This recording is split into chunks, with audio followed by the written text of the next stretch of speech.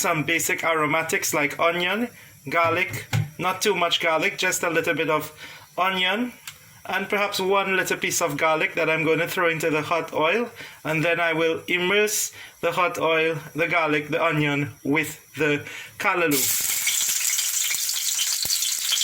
You don't want to put too much garlic because you don't want to overwhelm the taste. I'm just going to put a little piece of thyme or escallion, right? And then I'm going to make sure that this is mixed around a little bit, and I'll then add my callalloo to the mix.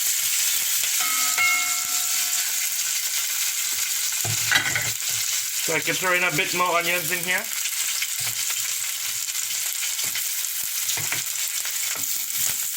Let them sweat a bit.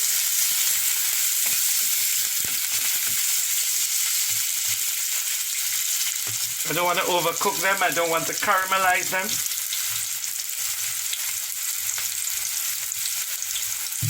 But I will add the callalloo. And what I'm saying is that the callalloo is not the same as the Trinidadian taro variety.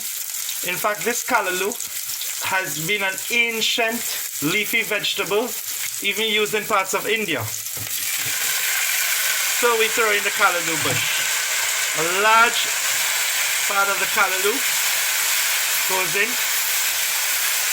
Several stalks or leaves are in there, and we're just going to cover this. This will cook down in probably 3 or 4 minutes time because it will give off a lot of moisture. We already see that happening. It's what in Trinidad you say boil down like bhaji. Any leafy vegetable is known to boil down or to lose its moisture. So we're seeing the same thing happen to the callalloo. Very quickly it is giving way and it's releasing a lot of moisture. But just to help this process along its way, I am going to add a little bit of salt. Not too much, because later on we might want to add salt to our main Pasta Primavera. So I've added some salt, and all that I need to do is just cover this, and I'll check back in about 3 minutes for this dish to be complete. So our callalloo has actually cooked completely. It's melted away, and this is the kind of consistency we want in our callalloo. It's not burned, it's not charred. If you look at that beautiful green color, it's still there because callalloo is strong and rich in fiber, rich in iron and potassium. It's actually having a high concentration of potassium, and all of these things make callalloo a perfect natural ingredient, not just as an energy food, but to lower your cholesterol level, and it has strong anti-cancer properties. So this callalloo will be used to be mixed and tossed with other seasonal vegetables that I'm going to do a basic stir fry for here. However, into our hot pot we have of boiling water, which I've already added some oil to, cooking oil. We're going to now add our semolina pasta, penne pasta. We're going to add 200 grams of semolina penne pasta. Semolina again tends to be a relatively healthier pasta. And I'm just pouring it into the mix. And I'm just going to add a little bit of salt and stir that around. The purpose of putting the oil is so that the pasta doesn't stick, and salt is needed as well for the cooking process, right? So we're just going to mix that around. We're going to cover it, and we want our pasta to be al dente. So we're going to check back on this in 10 to 15 minutes to find out the progress. Then we're going to take the pasta out and rearrange it with our vegetables, our callalloo, and we're going to add our vegetarian cheese. While the pasta is boiling, it's time to make our seasonal vegetables, to stir fry them. It must be known though that if I had a wonderful oven or a grill, we could grill these vegetables. I don't, so I'm going to do a basic stir fry into my extra virgin olive oil. It must be noted I'm using EVOO because that's perfect for Italian style pasta, right? So Greek and Italian techniques are going to be conjured through the usage not of coconut oil that I typically use, but in today's recipe I'm definitely using some EVOO. Then I'm going to add my fresh vegetables into that mix. Look at how beautiful all of those colors are in the mix. We're seeing strips of sweet pepper, carrots, purple onion, leek. If I had bell peppers, I could add. If I had aubergine, I could add.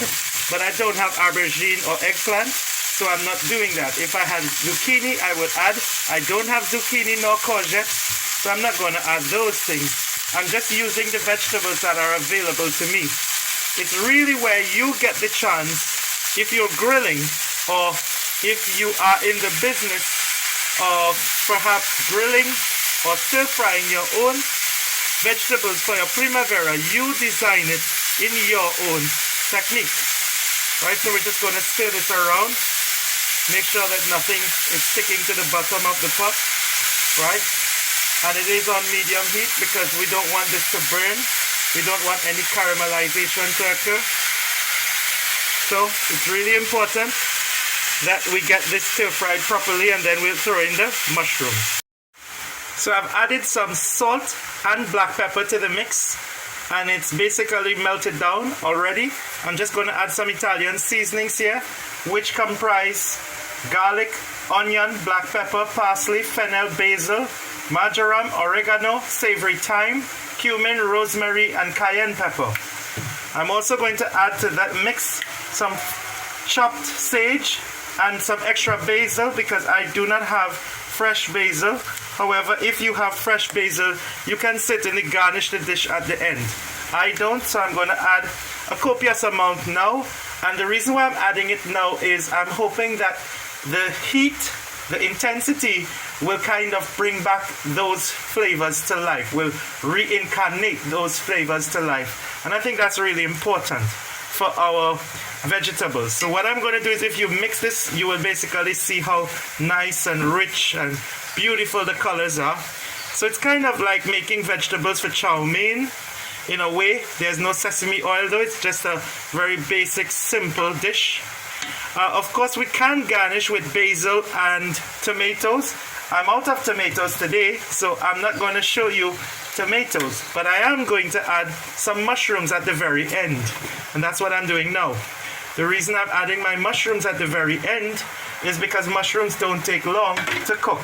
So I did put a little bit of salt in earlier, so I'm just going to add a bare amount of salt now, not too much.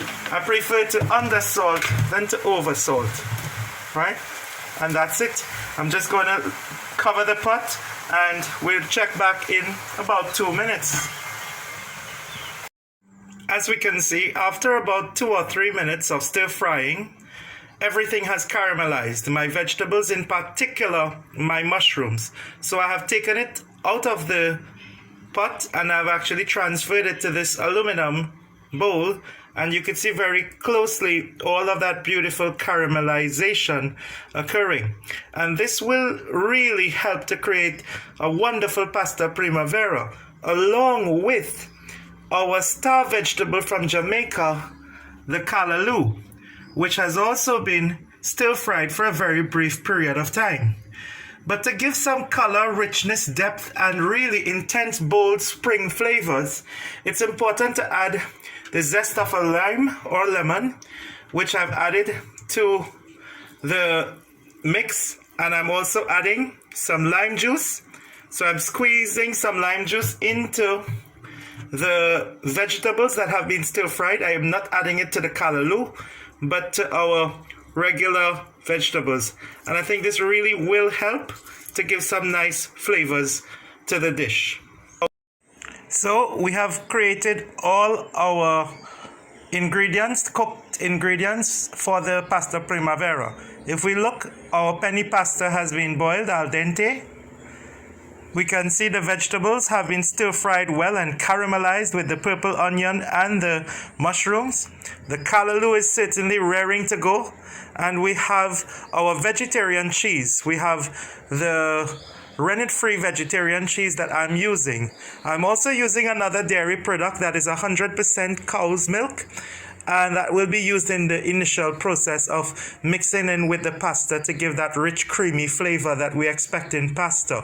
But I will be garnishing at the very end with some fresh local ingredients, notably rosemary, escallion, purple onion, and thyme.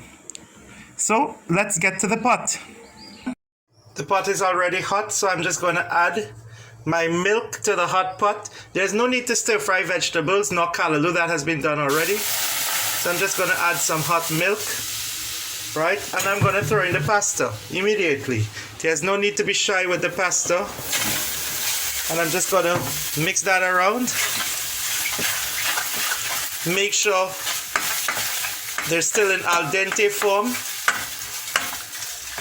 So it's going to be on very low heat right now. I don't want it on high heat. It's virtually very low heat. Then I'm going to throw in my cheese, right? I've used roughly 100 grams of cheese, not too much. We could also use some cheese in the end for garnishing, but this is the amount of cheese that I'm going to use to my mix. And when we go inside, we see that nice creamy look that we want. I did not see the need to make a roux. So I'm just going to, which is a French kind of cheese sauce or pasta sauce, but really used as a thickening agent, not just for pasta but soup. I'm not going to make any kind of flour-based roux. No, it's not necessary. Right, I have fresh cow's milk that I've added, and I've added the cheese and the pasta. So I do have a creaminess occurring, right? And the only thing I need to add now are my pre-cooked ingredients and assemble them. I have garnished the dish. I have garnished the dish with some fresh herbs, and this is how it looks. The spinach, the mixed vegetables, the mushrooms, and the fresh herbs all worked well with the creaminess of the cheese and the milk to create this Pasta Primavera, a Jamaican version. I hope you enjoyed looking at it, and I hope you will enjoy making it using my recipe that is stated in the description.